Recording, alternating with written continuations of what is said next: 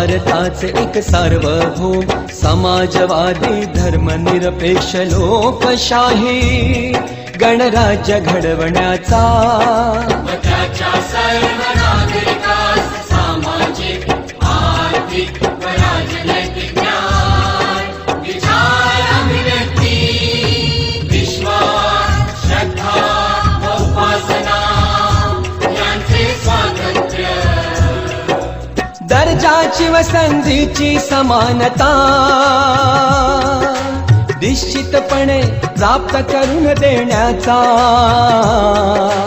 आणि त्या सर्वांमध्ये व्यक्तीची प्रतिष्ठा व राष्ट्राची एकता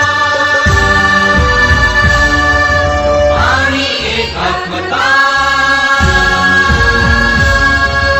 यांचे आश्वासन देणारी बंधुता प्रवर्धित करण्याचा संकल्पपूर्वक निर्धार करून